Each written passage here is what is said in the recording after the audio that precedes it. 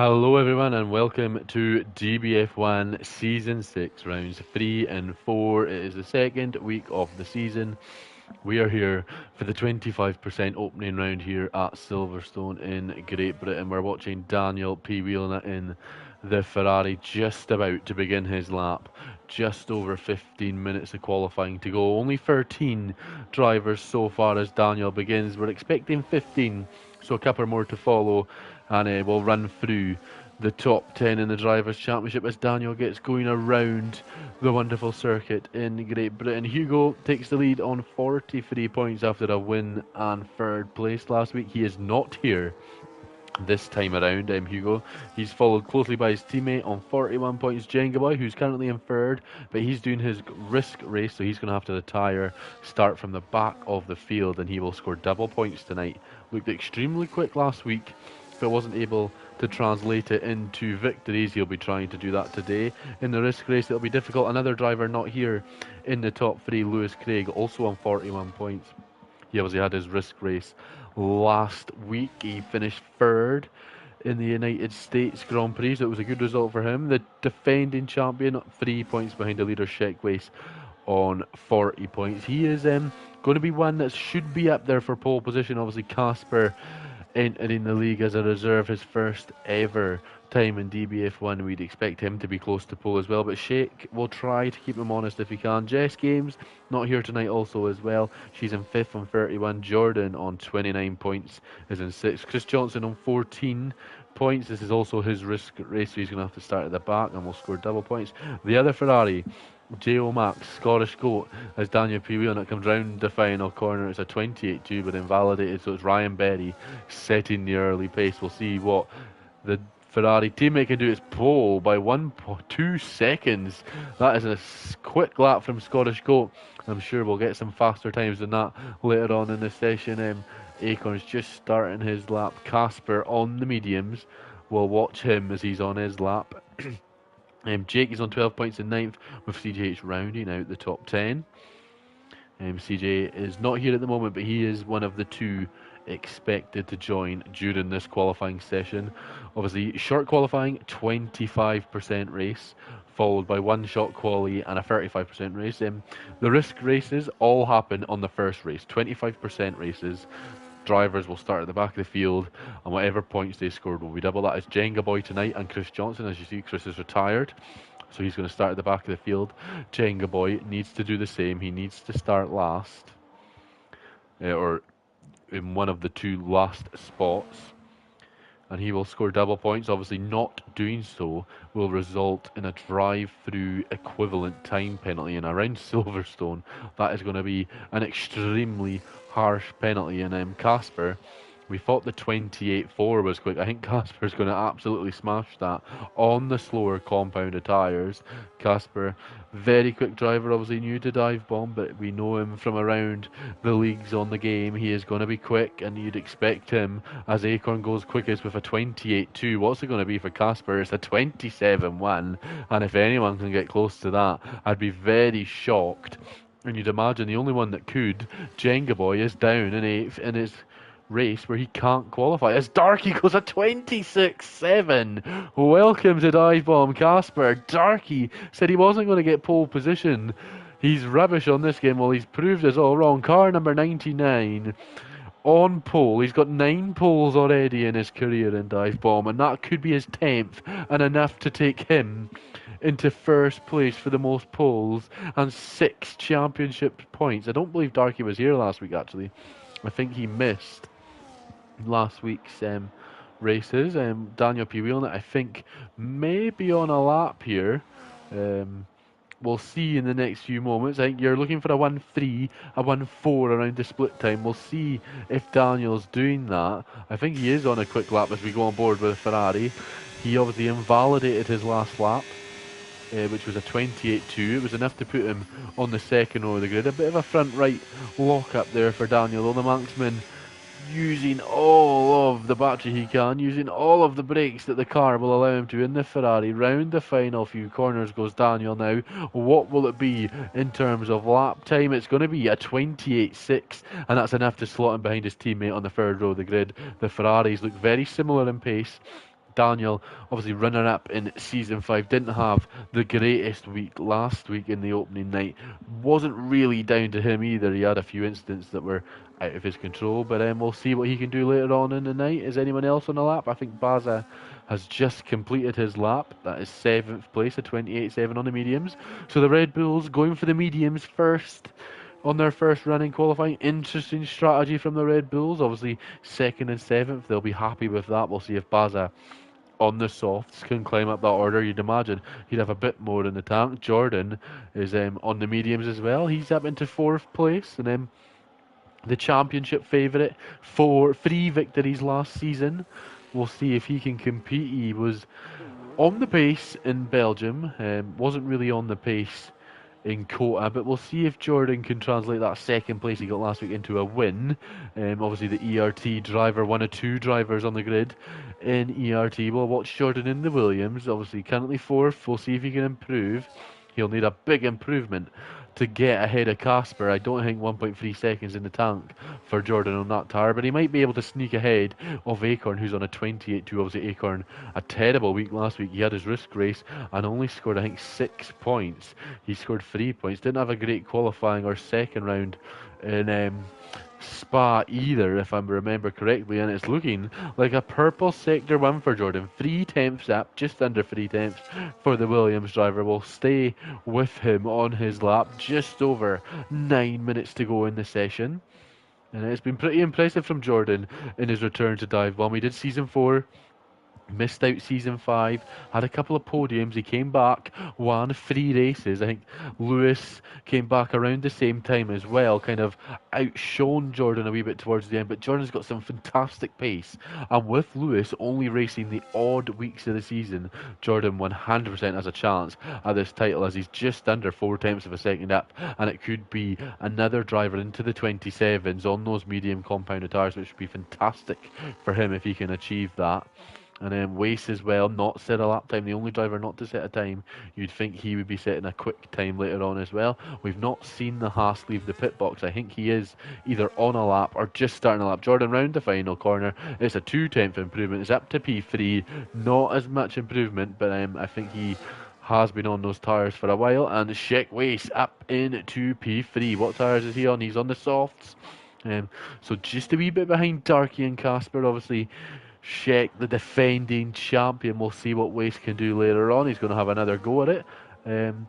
We'll see who's the first runner. I think it is going to be Jake. Yeah, we'll stick with Jake, as then we'll get the stream shared on Twitter. But I think it is going to be Jake that starts the next set of runs. Obviously the top 2 out as well.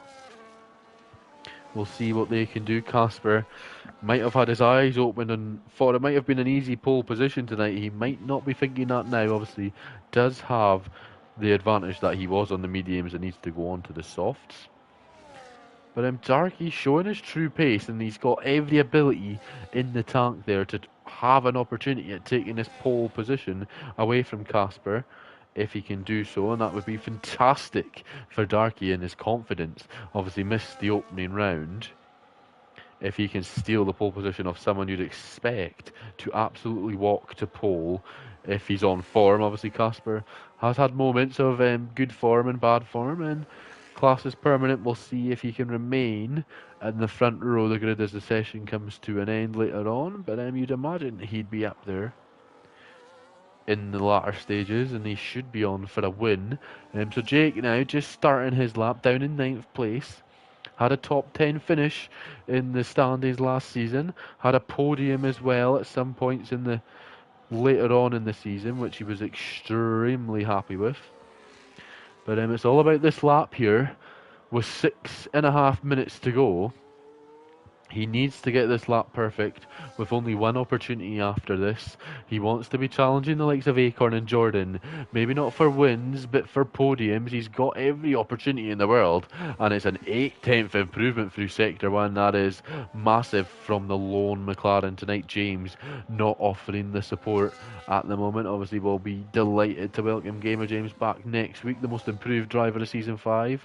But it's all about Jake coming through to Cop's corner now. We're on board with the McLaren. He doesn't use too much of the exit curb on the left hand side, doesn't want to invalidate his lap.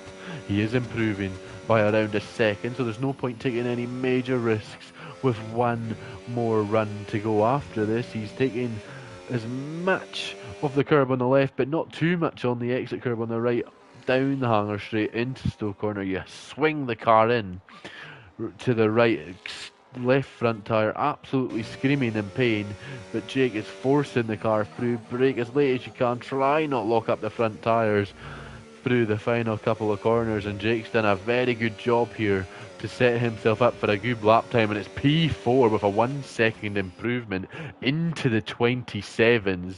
That is fantastic. And I think Casper here is on for a provisional pole time, and it looks like it might breach the 26s. He has done. It's a 26.3 for Casper, and he's up into provisional pole. Only 4 tenths ahead of Darky. Has Darky got enough in the tank to try and mount a challenge? Darky, the only one on track that is going to set a lap time here. 4.5 minutes to go. Darky comes in. I wonder if he invalidated or made a mistake. Darky knows what he's got to do now. Can Casper find more time, though, to improve on that 26.3? It's a lot closer than we would have imagined coming into the night, and maybe Red Bull, not the car that Casper thought it would have been coming into the session. We'll see. He's the only man on track other than Jake at the moment. I think Baza might be on a flyer here, or he's on his outlap to do a flyer. We'll have a quick watch.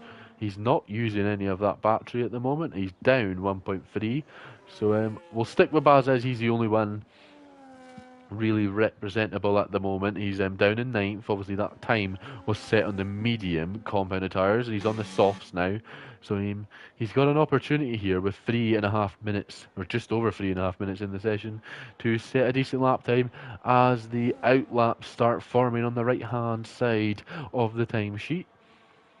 Obviously 14 drivers here. CJH, if he comes out and sets a lap, which you imagine he would, will get ahead of Jenga Boy at least. Jenga is going to start 13th and Chris 14th. They will score double points no matter where they finish tonight with only 14 drivers. So if they finish 14th, they'll get 2 points instead of 1. And if they finish first, they'll get 50 instead of 25. Obviously, the top 6 in qualifying score points. Baz has come into the pits. We'll have a look who is the first driver around. It looks like it is the Ferrari of Scottish Goat, who is in P3. A 27.4, a very quick lap from Scottish Goat. He's proved over the final weeks of last season that he's got the pace in the tank. He had some good pace last week, but unfortunate incidents caused by him and others have seen him drop down the order, not score very many points, but he's currently taking home 4 championship points before we even have a lap of racing, which is exactly what the Ferrari team need. What the Ferrari team also need is his teammate to pick up a few more points. He's outside of the qualifying points at the moment. Jordan will pick up the final one in 6th. Scottish Goat, though, coming round the final corner to start the final laps of qualifying, and it's the 2 Ferraris that will get us underway. Scottish Goat now is a 27.4 that he needs to find an improvement on. We'll watch on board through the first couple of corners. He uses all the curb on the left, brake like that just before the 50-metre board as you hear the tyres screeching, and the car just wants to spin from the rear. Using no traction control, Scottish Goat keeps the car planted, gets it nice and straight on the ERS, on the DRS, down the Wellington straight now, coming into Brooklyn. And what can Scottish Goat do? It's a 2/10 improvement through the first sector. Not enough to put him on the front row of the grid yet, but he's got 2 sectors to go. He's got plenty of battery at his disposal that he'll be able to use later on in this lap to try and force the Ferrari's way onto the front row of the grid. It would be a massive achievement if he can do that. Through Copse Corner he goes, uses a lot more curb than we've seen Jake use. Will that give him a bit more of an edge in the lap time? We'll have to find out in a few moments. He's got a 5/10 gap between him and 4th place. He'll open up the DRS again. It's 3.5 tenths up now.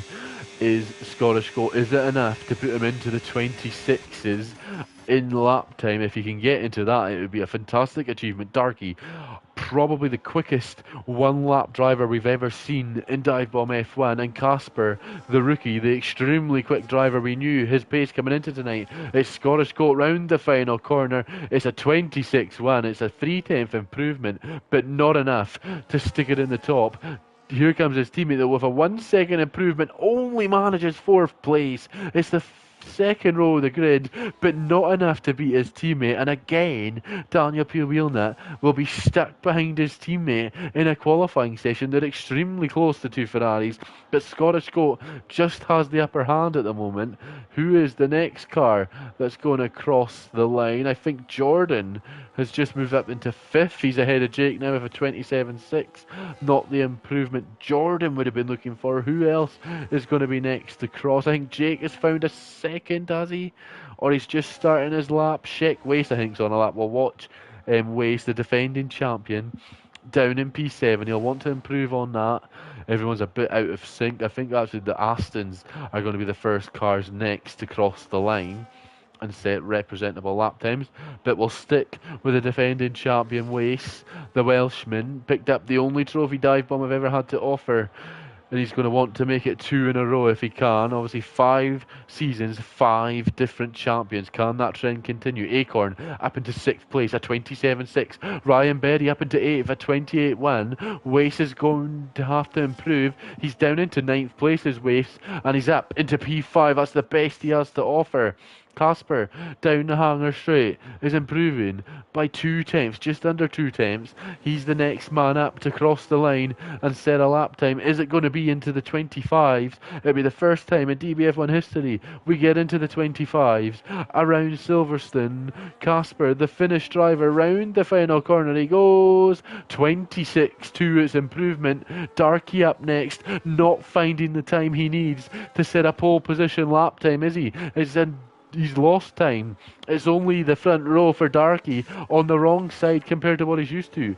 Jordan isn't improving. He's sitting a 38 at the moment. It's only Baza left who's setting 3 tenths quicker than he has previously, but it's a 7-tenth improvement. It's only 9th place for Baza. CJH hasn't gotten round in time and is going to start behind Jenga Boy, who, just because he hasn't retired quick enough, is going to start in 12th place, and because that's not really his fault that CJ's not come out, he well, CJ joined late in quali. That's just the luck of the draw, unfortunately. And Chris is down in 14th place, and with his risk race, they're both going to score double points. So the qualifying session, Casper takes his first pole and his first ever appearance. Darky on the front row of the grid, not the side he's used to though. The two Ferraris, Scottish Goat and Daniel Piewilnat 3rd and 4th, with Waste, the defending champion, in 5th. Jordan in 6th place, with Acorn and Jake 7th and 8th. Baza in 9th, and it's Ryan Berry rounding at the top 10, with Kaya on his return in an 11th. Jenga Boy didn't set a lap time in 12th. He's in his risk race. CJ joined late in 13th, and Chris Johnson, the second of the two, setting a risk race down in 14th place. So the drivers have a little bit of a rest, a little bit of a breather after that dramatic end to qualifying. Who will win the Grand Prix? You'd imagine Casper would be favourite, and it is raining here in Silverstone, so the drivers have a few moments to select their strategies. And I wonder if we can get any inside info off the pit wall to see what times are going to be, because it is a wet race.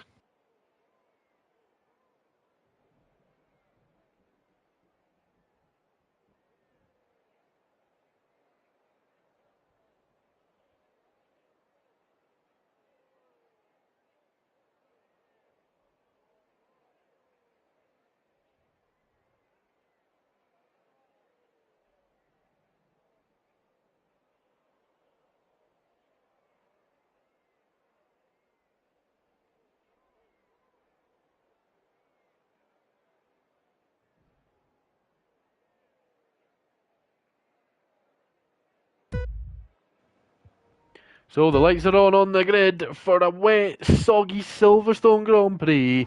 Casper leads from Darky, and it's a decent getaway from the Ferrari of Scottish Goat behind, but it's not enough to get ahead of Darky, and it looks like Acorn's picked up a position as well, but it is, as you were for the time being, the Ferrari's having a bit of a little scrap through the first couple of corners. Waste, the defending champion, going to try go round the outside of Daniel P. Wheelnut, but he's under pressure from his former championship rival in Acorn, who's round the outside of him as well. But he defends well, does Waste. The guys are all on the intermediate compounds, and the Aston Martin of Acorn now, as we're on board, going to try go down the inside, come the end of the hangar straight. He's gone so deep. He's managed to sneak past the Haas, but he hits the Ferrari and just couldn't slow the car down. He braked so late. It might allow Jordan to have a look up the inside, but Jordan thinks better of it. The experience there of ERT Jordan coming through. And Darky now on the back of Casper. Can he get past? Not quite. Darky obviously won Silverstone in the rain last season, and he won it by about 18 seconds. I don't think he's going to have that luck this time. I think there's a crash further back.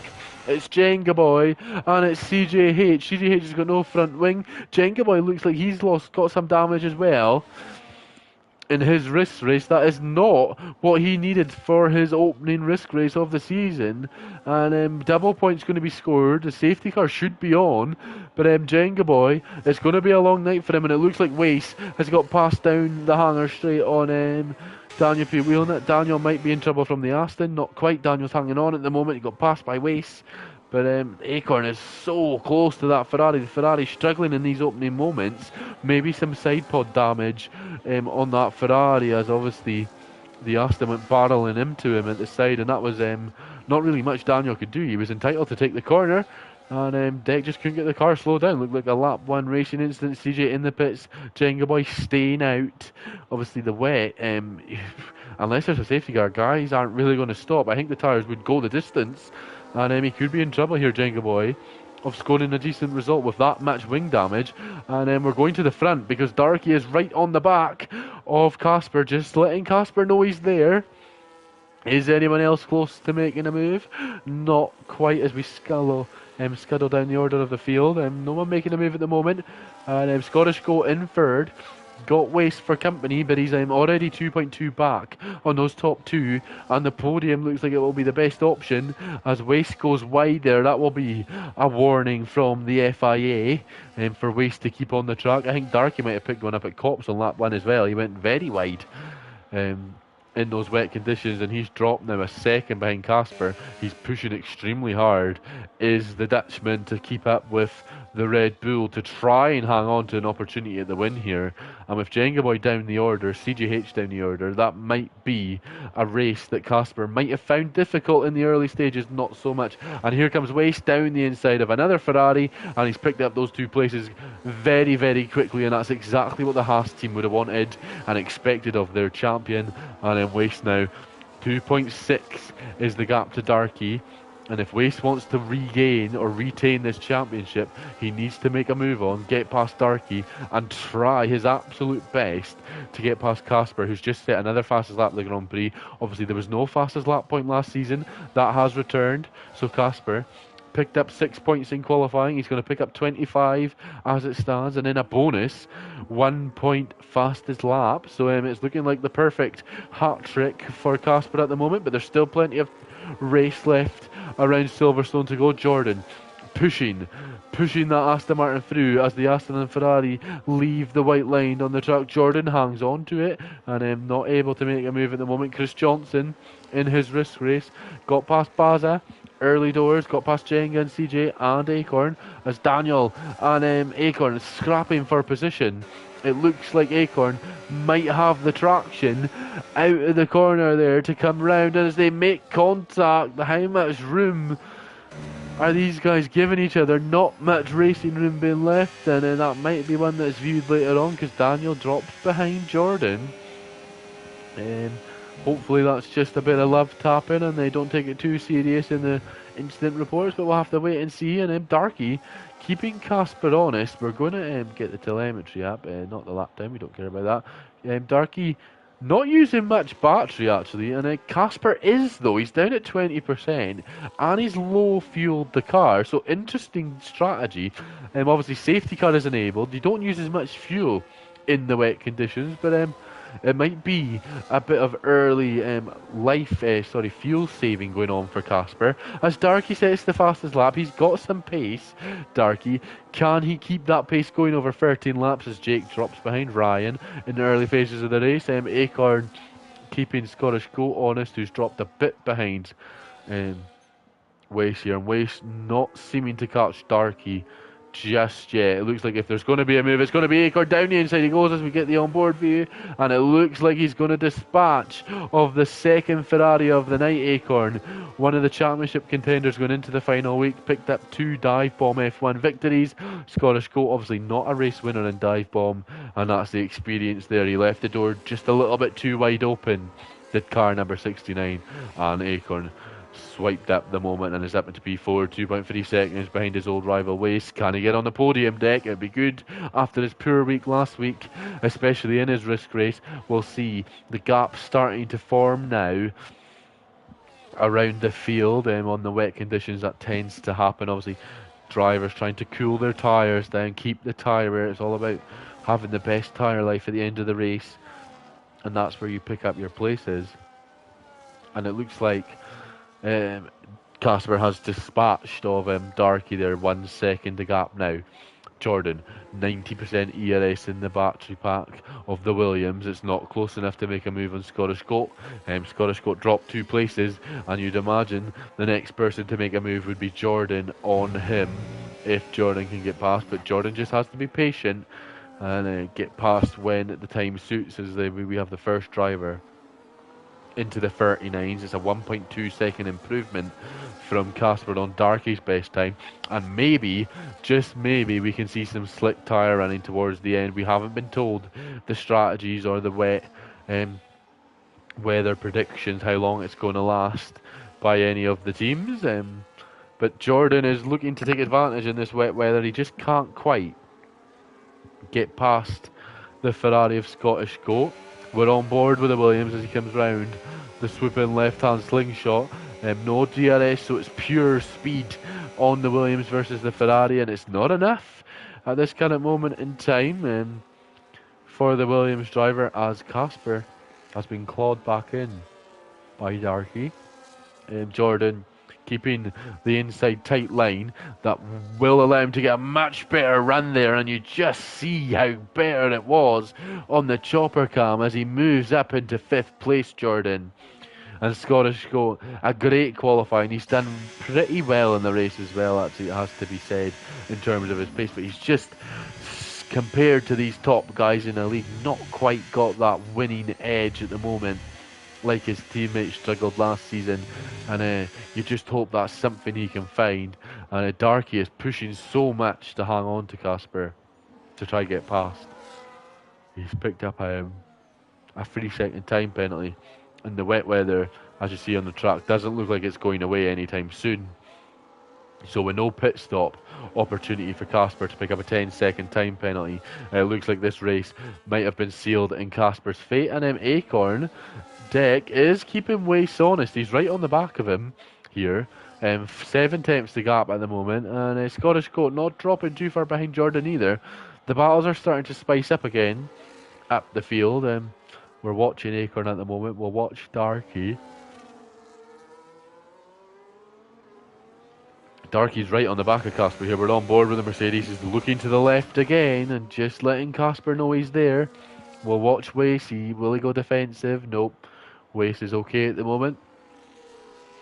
And the Scottish Goat has dropped a wee bit further back. It looks like Jenga Boy's getting past Baza here for double points, but that wing damage is costing Jenga Boy massively. This is the problem with the risk race strategy we've brought in this season.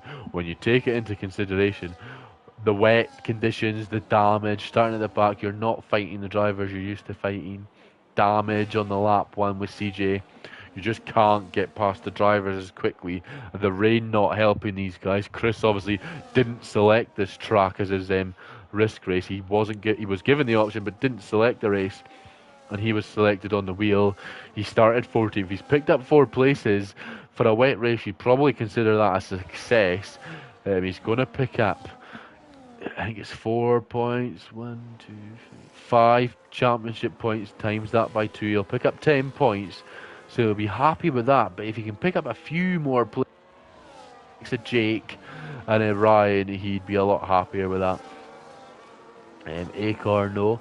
He's thinking about picking up the final step of the podium. If he can do that over Wace, who scored 40 points last week. Wace, he's 5th in the championship. You'd imagine Wace would take the lead of the championship after round 3. That would be very good for him in terms of retaining that championship with a podium. But Deck is doing his absolute best to stick with him as the 2 risk race drivers are battling back at the field, and it looks like the damaged driver of Jenga Boy is going to pick up 10th place off of Chris, and Chris going to have to try battle that one back. You need to take advantage of this opportunity of double points. Lewis obviously picked up 30 last week in 3rd place with the help of the safety car, allowed him to do so.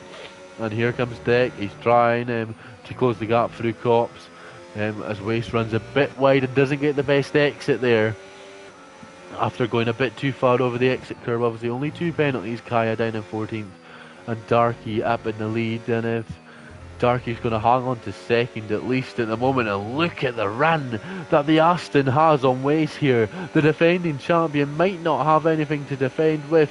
Deck, this is your opportunity to make the move into Stowe Corner.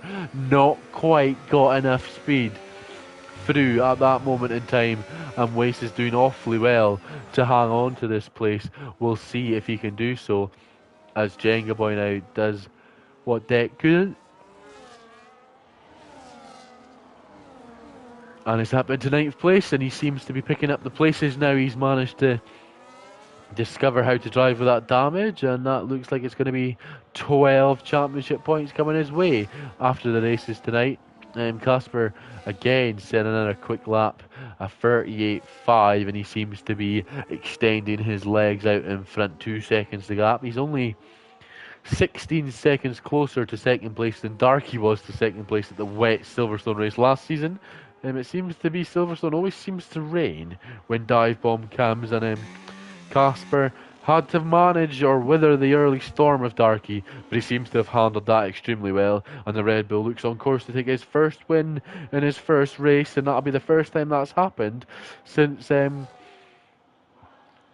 iHambo won in Australia in season 3, that the driver has won on his debut. And at Acorn now, he's closing the gap to Waste on that step in the podium. Is looking like it's heading to the Aston compared to the Haas, but like everyone says, it's one thing to get close, it's another to overtake, and then Waste is going to have to defend for his absolute life at the moment, because Jordan is closing that gap as well. He's 1 second back now.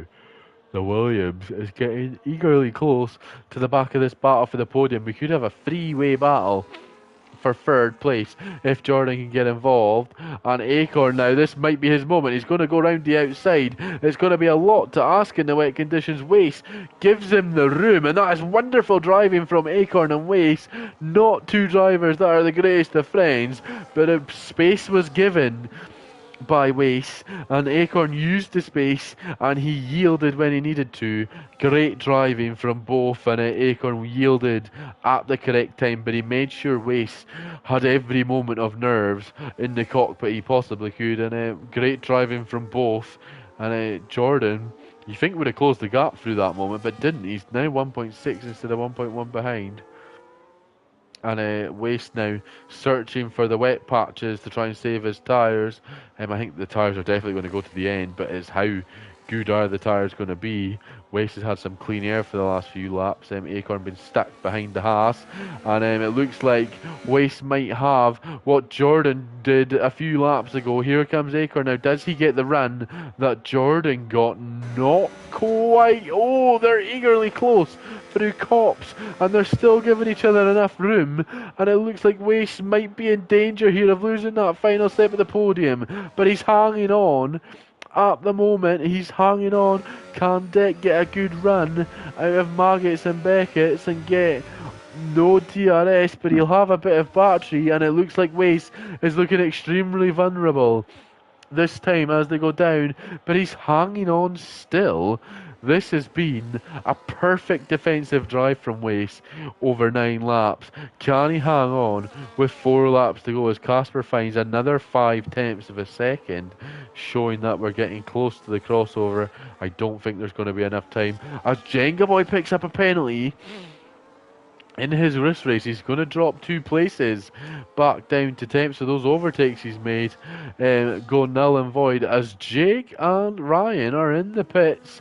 Could that be for soft tyres or slick compounds? We'll see. We're on board with Jake. It is. Soft tyres go on the McLaren and the Aston Martin. Maybe this is a ploy to sneak the fastest lap. They know they're not going to improve any places.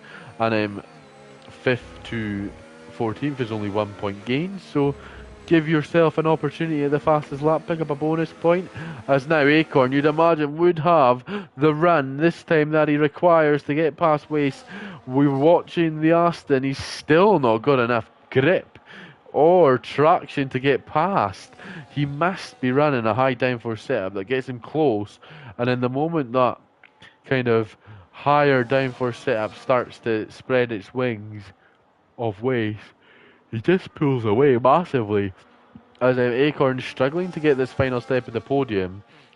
And with 2, 3 and a bit laps to go, it needs to be sooner rather than later. He's got a better run this time, but Wace is just placing the car perfectly, not moving the car more than once.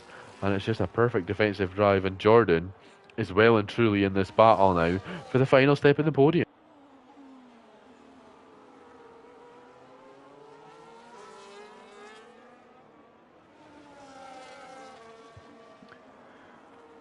As we start these guys 11th lap of the Grand Prix. Casper is on the 11th lap as well. He started a bit a moment ago, and Daniel P. Wheelnut in the pits.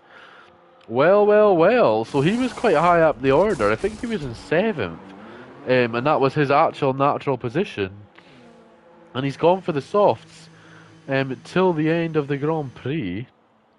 And that'll be interesting. Chris Johnson in his risk race, taking a risk decision. He's gone on to the softs as well. CJH is coming around the final corner. Will he get past his teammate? You'd imagine he'd let his teammate past in the sense that it's his risk race when they catch up. But drivers with only a couple of laps to go are going on to the soft compound now. And it looks dry. It looks like it's ready for slicks. Casper's been improving every lap, the last few laps. He's got a car out to his left there that I think is Kaya, Dark Shadow, being lapped. He gets out of the way, so thank you to Kaya for that. Casper now, this is the call. We need to see, does he come in? No. Does Darky come into the pits? He might take the risk. I know he's in 2nd. But the opportunity, no, he's not coming in. Waste now. Acorn and Jordan, you'd imagine they'd all stay out because it's just not worth the risk. Oh, Acorn thought about it. Jordan's in. He's gone into the softs from 5th. So the highest runner in the grid in 5th place into the pits now for the slick compound of tyres, with Waste picking up a penalty. So that will allow Acorn through. Acorn, yeah, I think Acorn just gets past now. Waste knows there's no point battling that. I'm ahead of Jordan, who's boxed. I've got enough of a gap to a Scottish goat. So Waste sees no harm in fighting that battle that he's going to lose out in anyway. Barring Acorn doesn't pick up a penalty in the final few laps. But he'll be hoping to hang on to 4th place. You'd imagine he'd be able to. As drivers are starting now to close the gap.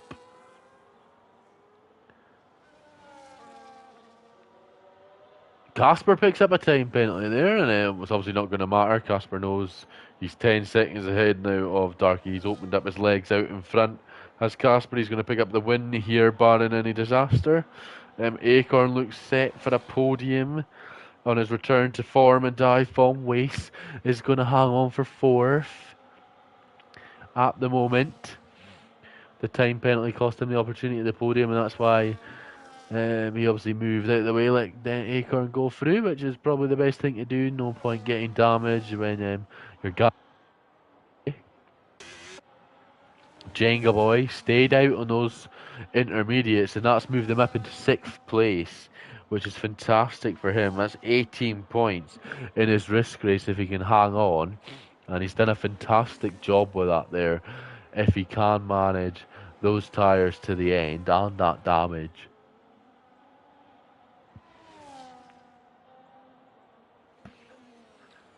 And it wasn't a great start with CJ. It wasn't a great opening few laps with the damage. It was only looking like it was going to be 9th or 8th. The penalty looked like it was going to back him up to 10th, but others have taken the risk. He hasn't, and they're not going to catch him. They're too far back. The likes of Jordan dropping 3 places has cost him as well. He's not going to gain the time required to do enough in this Grand Prix to get back up to where he was. No one else is pitting enough drivers. It is bone dry, but the guys out front has just decided to stay out and keep the tyres at least fresh and not overheated.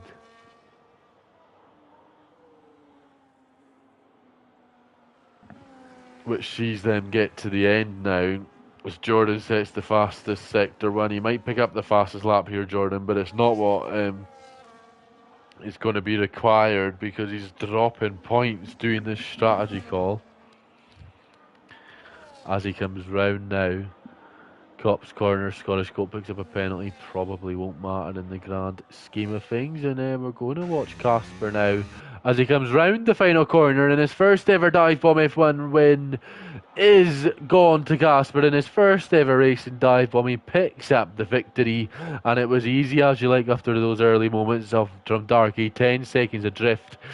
On his return to form, Darky in P2. Acorn is going to come home on the podium with Wace in the 4th place. He'll take the championship lead after 3 rounds. It looks like Scottish Goat, after a great qualifying, will hang on for 5th. He'll be very happy with that. Jenga Boy in his risk race is going to come round the final corner for a P6. Not quite the podium Lewis got, but it's enough as he drops behind Baza, actually, unfortunately. And Jordan, he drops to 8th as Jenga Boy, so it's Baza 6th, Jordan in 7th. Jenga Boy in 8th, Daniel P. Whelan, that's going to come home in 9th, with CJH 10th, Chris Johnson 11th, and Jake in 12th. Kaya came home in 14th. He had a penalty, and Ryan Berry almost in the wall as he crossed the line, holds on to 13th place. So we'll watch the podium celebrations.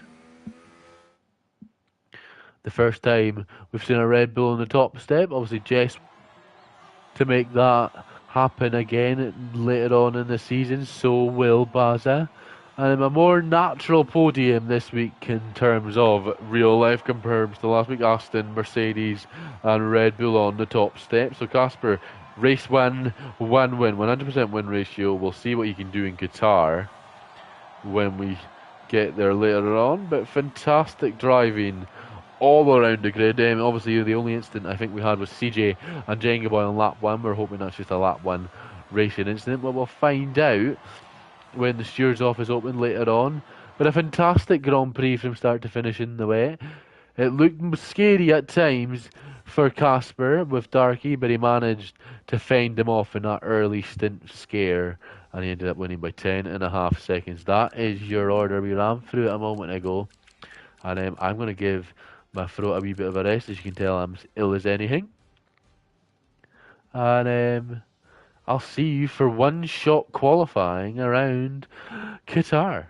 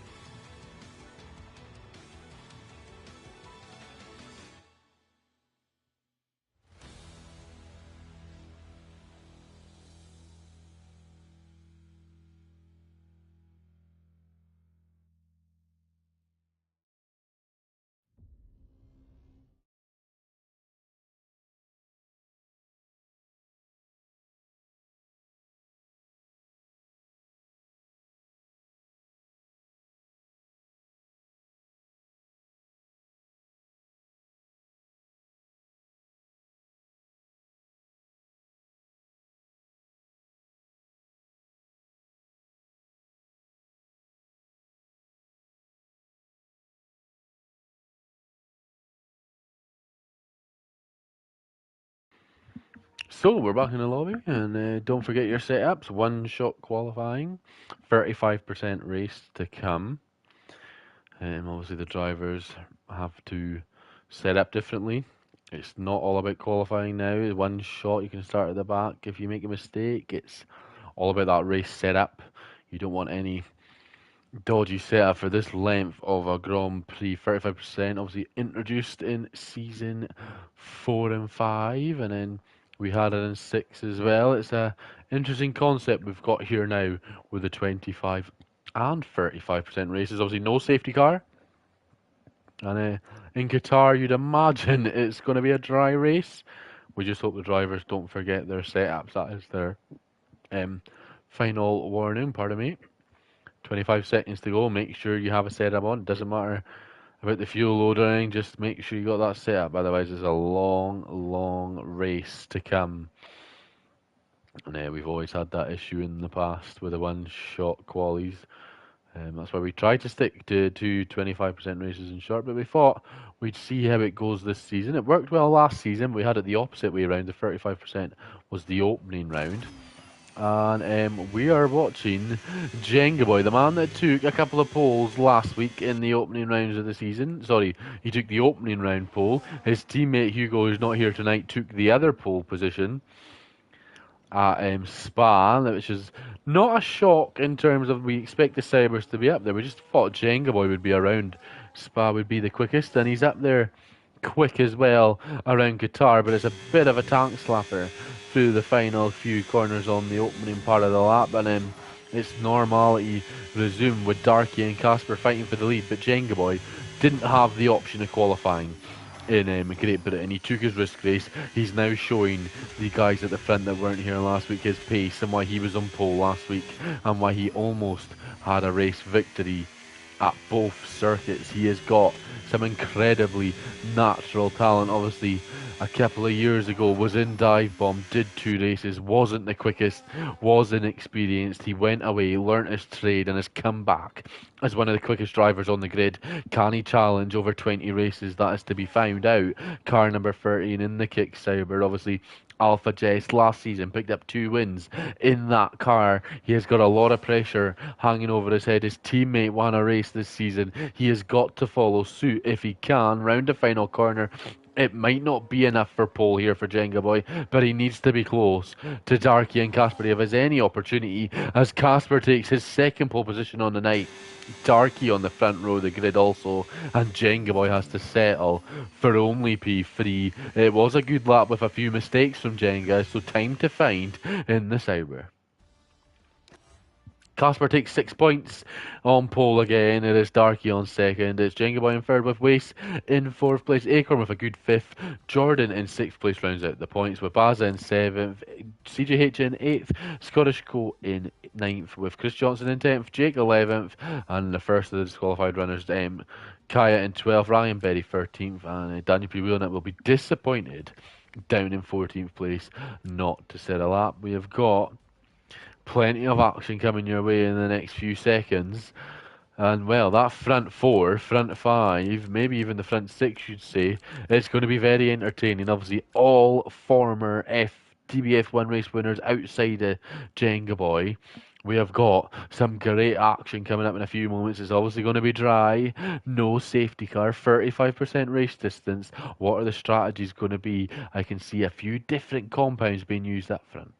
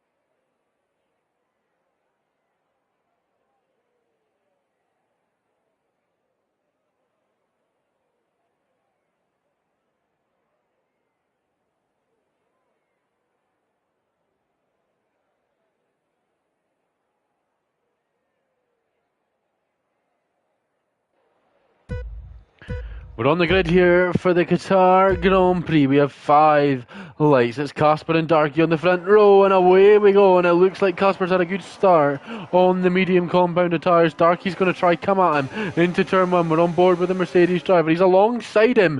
Can he push him wide and try and get the lead of the race? Not quite. He manages to fend from Jenga Boy as well. But Darky now, he swoops back down the inside, and he might lead from Casper, who's fighting it with everything he's got. And Casper leads from Darky. Jenga Boy is there as well, but they're still battling side by side. Darky has to go off the track, and Darky takes the lead at the moment. He might need to give that up, but Darky has a time penalty already, and this is going to be a long race for him. 20 laps. He was off time, and I think he might have to give that place up, or he's going to have a time penalty. It looks like Wace has had a bit of a moment. He's dropped down the order, but it is Darky from Casper from Jenga Boy who's right up on this battle for the first place. CJH has made up a few places. He's up in 4th. Scottish Goat up in 5th. Acorns dropped to 6th. Chris up at 7th. Baz has dropped a place. Jake up a couple. I think Jordan's dropped. Kaya's up from last. Daniel's up as well. Ryan Berry's dropped. Wace has dropped down to 12th place, so he's definitely had something happen somewhere, whether it was on his own or contact with the Aston behind. And here we go now. Casper on the back of Darky, who has the time penalty.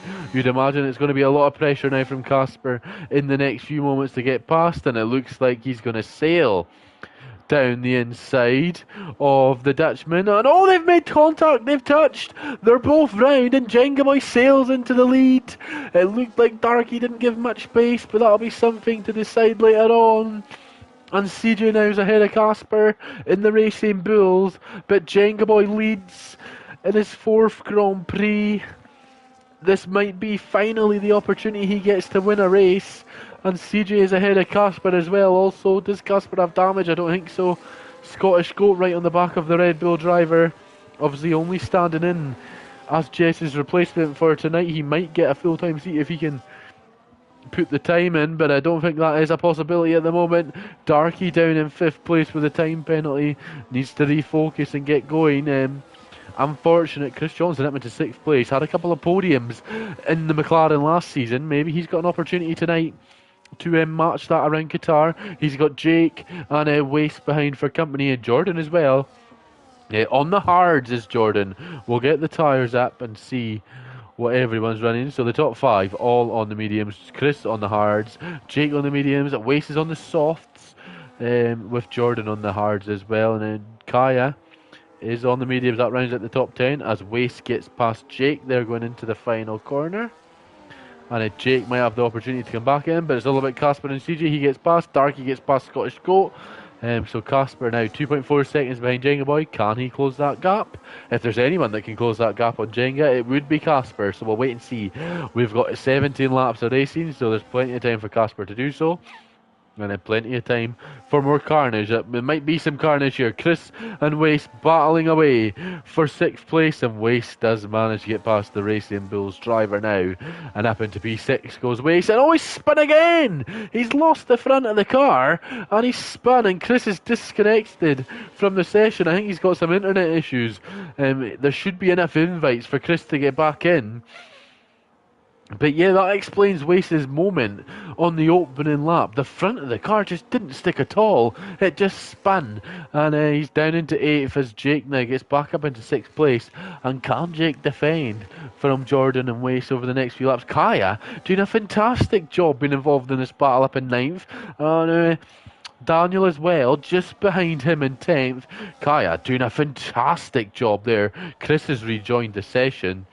So that's good for Chris. Not good in the sense that he's down in 11th place now, but hopefully he can get back up the order and score some good points. Casper now sets the fastest lap, 1.4 behind Jenga, and Jenga now, after last week, will be extremely happy with his pace, but I'm not too happy with how quick the Red Bull's closing, as Darky, as you see on your screen, gets past CJ, back onto the podium, time penalty in hand, so probably not too much. CJ was willing to battle that. I think Darky's been passed by the Ferrari of Daniel. Yep, Daniel needed to make that move. He's 1.1 adrift of Wace, and if he wants some good points, he needs to get on that. Darky, another time penalty for the Mercedes driver. Not the race he would have wanted after starting in second place and then taking the lead of the Grand Prix. Jenga Boy stabilising that gap at 1.1 he needs to do. It looks like Casper is going to creep back in to the DRS zone after that contact with Darky on lap 2. Well, Jenga Boy, he'll be disappointed not to pick up a win if he can't win this race. But if he can finish second, only behind Casper, that is achievement. Obviously, Casper in the community is an extremely quick driver and is always in every tier he drives in. And it is a big ask for Jenga to hang on to that place. But Casper, obviously, our newbie to dive bomb and to have the gap of wealth of experience that he does, he's just going to close that gap. As you see, it's 6 attempts already. He's closing so fast as the Red Bull, but we're watching on board with the Williams of ERT Jordan. Can he get past the McLaren, who's a sitting duck on this straight, and it should be a slam dunk for the All Elite Racing driver Jordan. And he is passed in up into 6th place, and now it's Wace's turn next to try and get past Jake if he can and not lose the front of that car. Daniel not closing the gap, but he's not falling too far behind as Wace comes round that corner and manages to keep the car stable. And he just doesn't have the grip at the front of the car that he needs. The car is forcing itself to the left, as you can tell.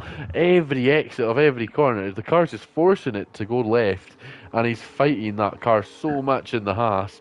And the defending champion that took the provisional lead of the championship coming into this race is fighting that car not as much as he'd like to. And Casper now 2.5 seconds back. It's now 4 attempts back. Can he get past the kick Sauber of Jenga Boy and take the lead of this Grand Prix? It could be 2 wins from 2 for Casper on his debut, and as someone that won't be in that championship fight because he won't be here, is looking like the quickest driver we might have ever had in the league. And the Damien Green Bean might need to come back and show him what's what. But Casper takes the lead on lap 6 and looks in cruise control in his second ever race and might pick up 2 wins in a row.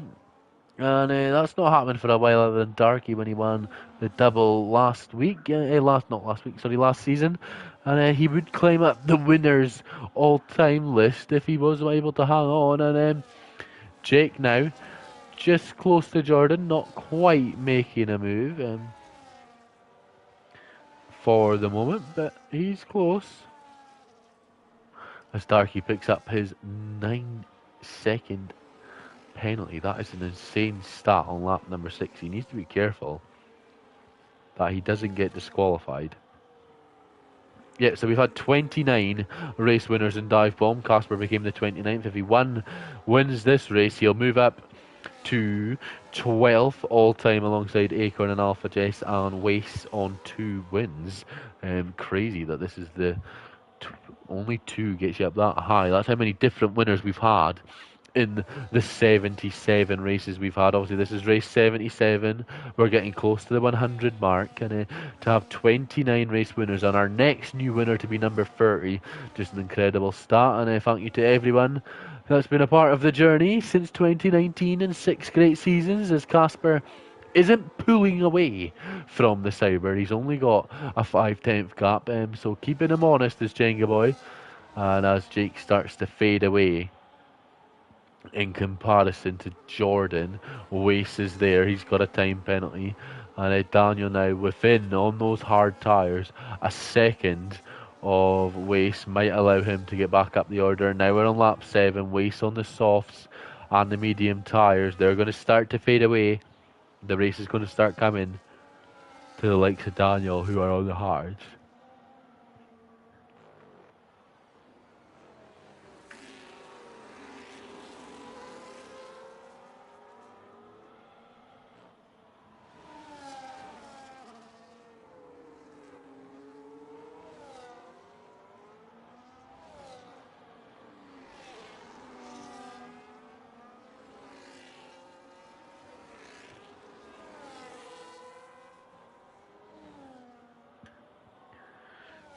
Daniel, though, he's keeping Wace honest here for the battle for P8 at the moment, and Wace is going to have to come into the pits sooner rather than later. Those tires just aren't going to last much longer, if at all.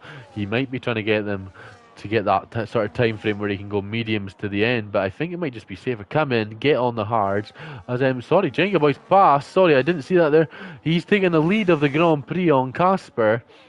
Well, Casper might be saving the battery. He might not be deploying it, but he's just behind the Kicksauber now, and Jenga Boy doing what he can and proving that he has got what it takes to battle Casper at the moment. Obviously, you see the Christmas tree blinking on Casper, so he's obviously saving the ERS at the moment, not deploying it at this phase in the race. He's got a full battery though, so Casper just biding his time. Obviously doesn't want to make a mistake pushing and get too far ahead and then coast and then lose the concentration. But if he can just keep within the jab of Jenga, and then when the time comes, like he did with Darky at Silverstone, extend the legs, extend the reach, and get far ahead, that's when he'll do it, and then he'll strike when it means most. Because obviously had contact with Darky on lap 2, he obviously doesn't want that to happen again, and this is the only real close battle on track other than Kaya and Chris, but we'll keep an eye on the gap there. As the penalties are starting to rack up for the drivers on the DBF1 grid, and Jenga Boy is the first driver into the pits as Darky picks up his 12th, his 4th penalty in 12 seconds, where he is on the verge of being disqualified from this Grand Prix. And we'll see what tyres it is. Surely going to be hard compound for the Kicksauber driver. Yep, off go those warm mediums. On comes some brand spanking new soft hards, and away he goes, defending himself from the potential undercut on Casper. And you'd imagine Casper will follow him in the next lap, and CJH would probably have to follow as well within that 2 seconds of what you need for an undercut to work. But you'd imagine that CJ's probably just going to follow in, take P3. If he can get P2 or P1, that would be fantastic. But it's all about finishing ahead of that Ferrari behind him, Scottish Goat, who is ahead of Darky. Obviously has a full grid's worth of time penalties though. But we're watching Casper. Are we going to see another pit stop in the next few corners? And Jenga Boy's come out 7.5 seconds behind Daniel, so he has clean air. And just with the timing, it looks like he will come out massively ahead of Casper and Jenga Boy.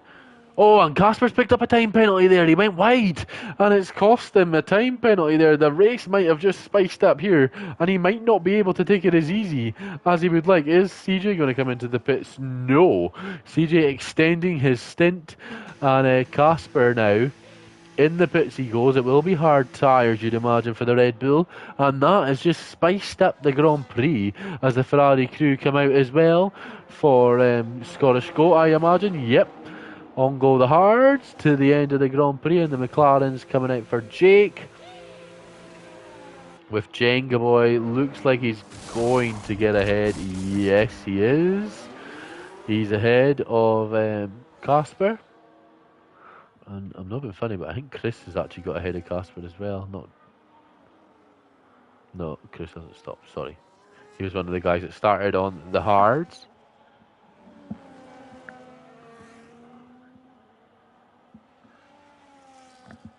So yeah, penalty for Casper. 2 seconds behind Jenga Boy. He's going to take a lap to get those tyres up to temperature. So the gap was about 8 tenths when he boxed. It's going to be close, and he doesn't even need to win on the road, Jenga Boy here. He just needs to stay at least within 3 seconds of ERT Casper, not ERT Casper anymore, sorry, that's old habits, of Casper. And well, he's done a fine job, Casper, other than that, on the night. And it might just cost him the opportunity at a second win, and Jenga Boy could make it 30 race winners in 77 races.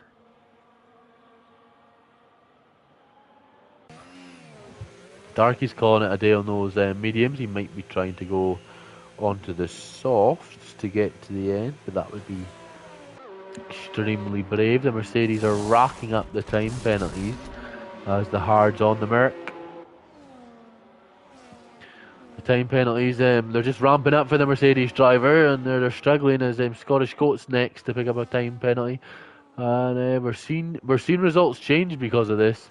As Jordan and Darky in the pits, Darky just exiting. It looks like Jordan is just exiting as well. Yep, he is down into ninth. And Jordan had a quiet race. He had a good quali, and then I'm not sure what happened at the start, but he's managed to fall down the field and not really recover from it, unfortunately.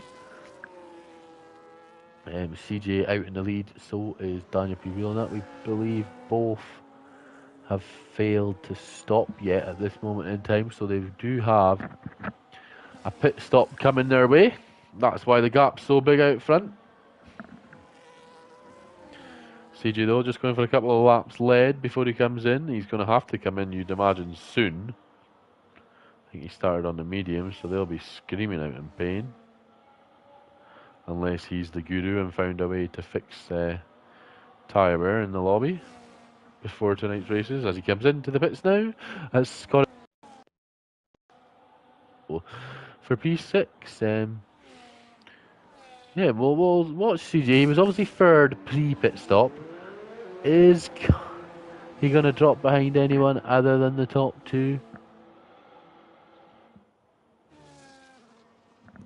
He might drop behind his teammate here, with his teammate still to stop, but you'd imagine his teammate would let him go fairly quickly. But yeah, it's a net P3 for CJ. He's on the podium as it stands. Can he close that gap of 7 seconds in 8 laps? Very difficult task, but I'm sure he'll not back down and he'll give it a go anyway, to try and make sure he can do so. His teammate, you'd imagine, would move out the way too.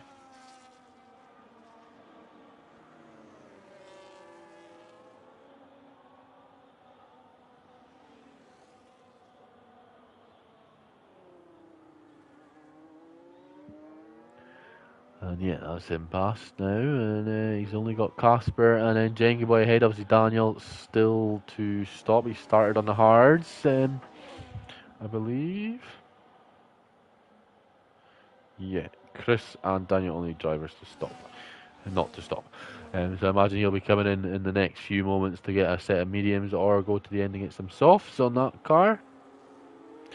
And that is him coming in now. So that will release Jenga Boy into the lead of the Grand Prix once more. Casper's on the back of him with a time penalty as CJ has done the same. He's 9.1 seconds adrift of this battle. So that looks like it's going to become completely null and void anyway. He's gone so long on his stint that his tyres will be great towards the end. But that is a massive gap to claw in. And with a time penalty, can't imagine he'll be able to do so. And Casper, on pure pace here, he's obviously quick. I'm not sure how much he's pushing or trying in this league. Obviously, he's just here for tonight. He just wants to fill in for one night. But of his natural pace, you'd imagine he'd be ahead of these guys. And Jenga Boy is showing his natural ability to battle Casper, be ahead, put Casper under pressure into getting a penalty.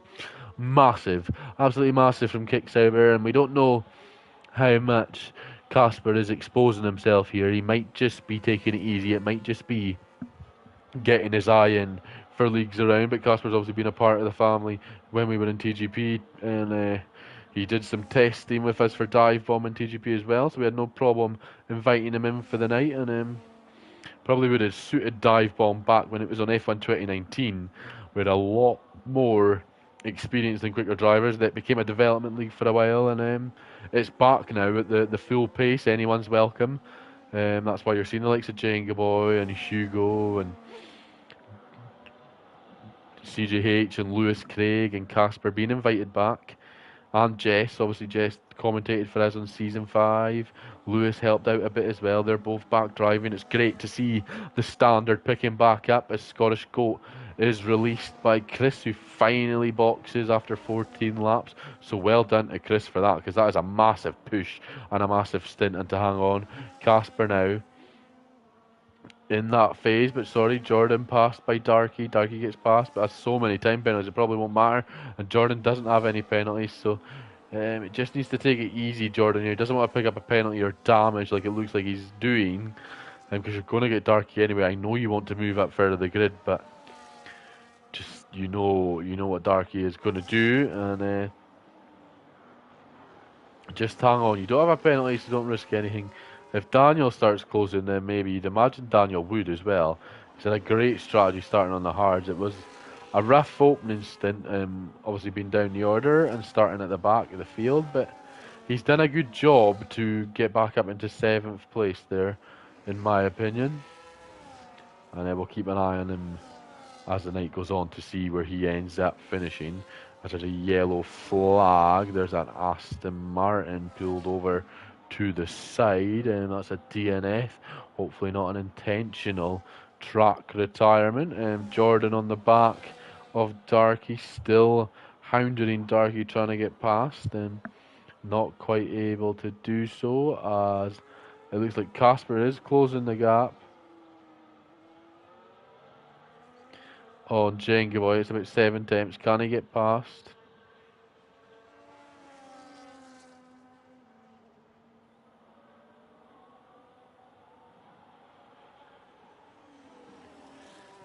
He's doing a good job. Maybe Casper thinks, because I got the time penalty, it's not really worth battling. Am I going to get 3 seconds ahead without pushing and maybe picking up another time penalty? He might think he's not able to do so. So that's why he's just sitting back. But regardless of what happens, this has been a fantastic drive from Jenga Boy. It's been a fantastic win if he can get that job done. And the 30th race winner if he manages to do the job. And we wish him all the best as Darky picks up his 15th second penalty. And he's in danger here of being disqualified from the session. He really needs to just keep it between the lines now. And he's going to drop to the back of the field anyway, but if he gets disqualified, he won't pick up any points. Ryan Berry will pick up a point at the moment. He's DNF'd and completed 50% of the race, so he's going to pick up a point. But if you get disqualified at any point in the race, even if you've done 50%, you're not going to get the points. And back down the inside, Jordan he goes. Does Darky, not quite able to make the move on those hards. But yeah, that's the rule. 50% of the race, you get your points if you DNF. But if you get disqualified, that's it. And going that way is off the track. And like I said, he's disqualified from the session and will not score any points in this Qatari Grand Prix. And that's pretty poor from Darky, in my opinion. Ryan Berry gives him a bonus point, though. Pretty disappointing from Darky there. Keep it between the lines. Don't overtake on that side of the track. As Jake joins the penalty club. Thank you very much, Jake. Obviously, his better track was Silverstone out of experience. Seen him race. And 8th in this track when it's not his better track. I think Jake will take that. I think he'll be happy. Obviously, the penalty won't matter because he's so far ahead of Chris, and Baz has a penalty as well. So Jake doing a good job in 8th, the lone McLaren tonight. He's done a fantastic job. Obviously, Jordan in the Williams, his teammate not here is Tony Parr, after Tony giving everyone in the Dive Bomb group chat grief about having no teammate last year. He's left Jordan with no teammate this year, but obviously one half of the defending Constructors Champions of Haas last season moved to Williams with Jordan.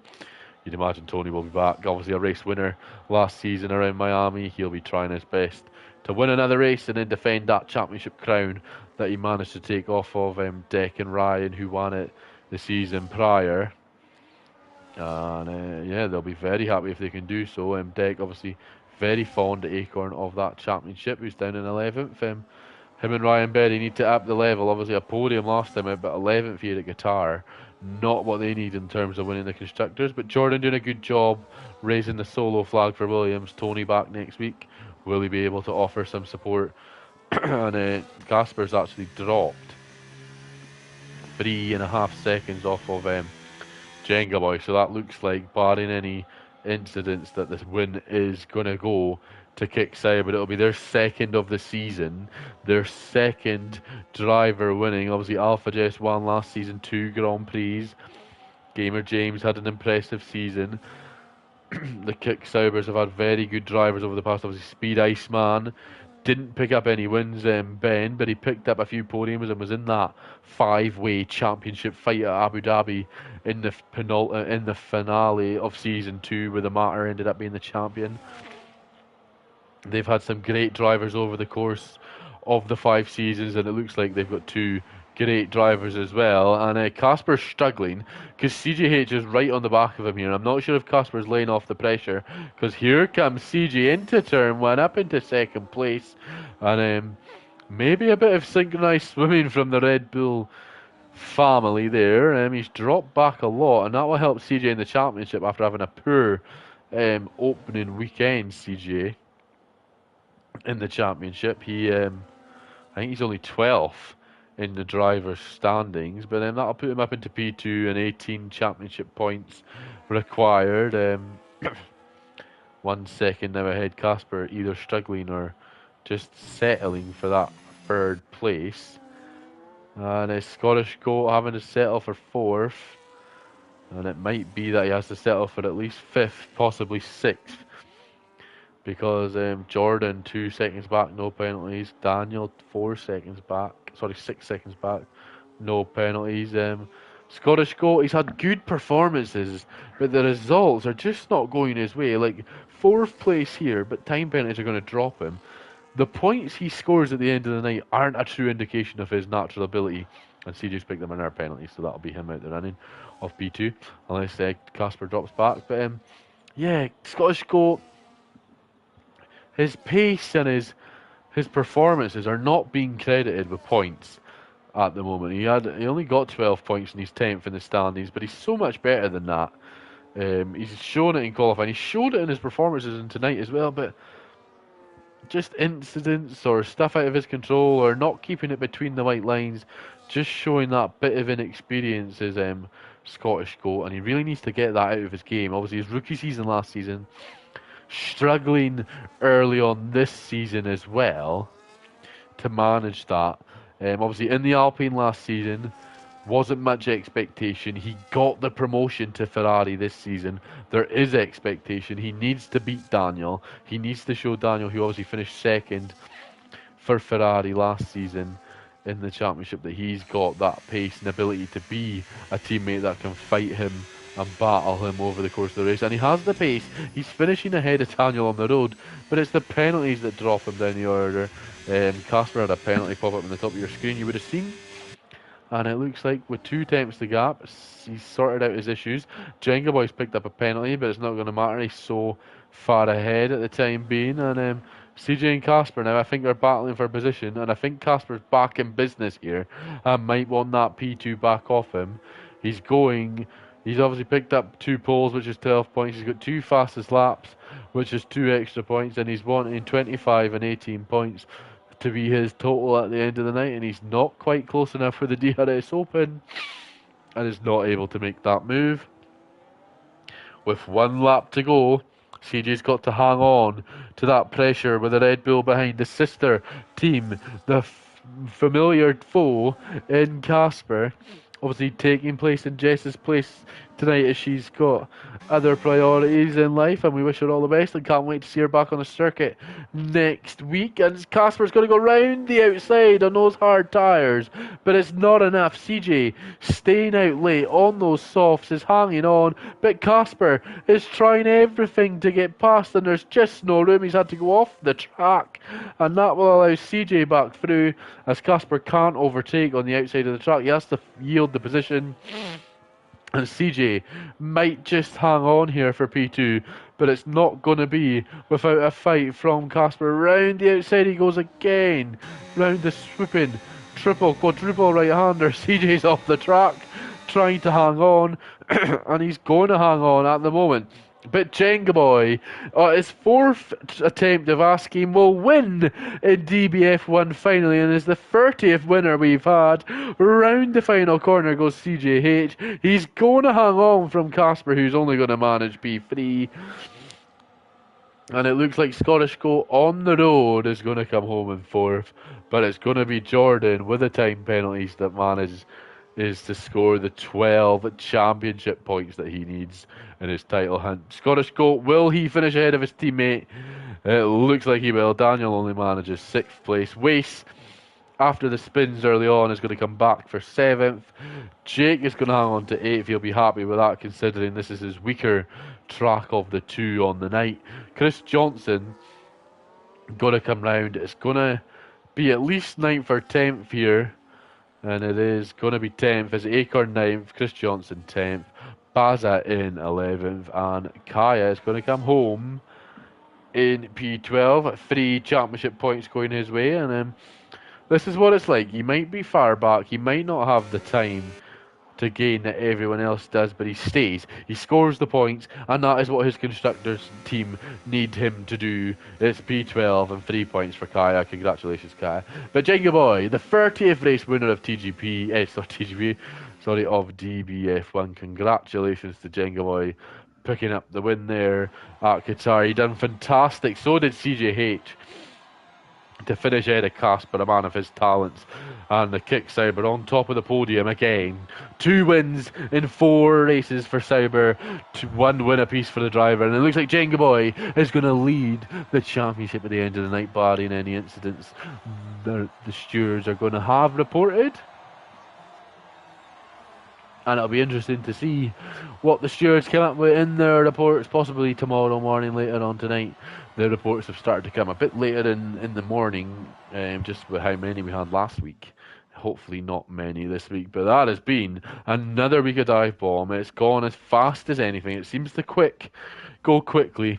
So it's Jenga Boy finishes first, CJH in second with Casper in third. That is your podium. Thank you for Casper for joining us for his week, and congratulations on his win. Well done to everyone that was here, and we hope to see you all next week. And we've got 1 risk race available next week, so one of the drivers need to be selected or pick it. I have been Jack Craig 28, and I will see you next week for more Dive Bomb action.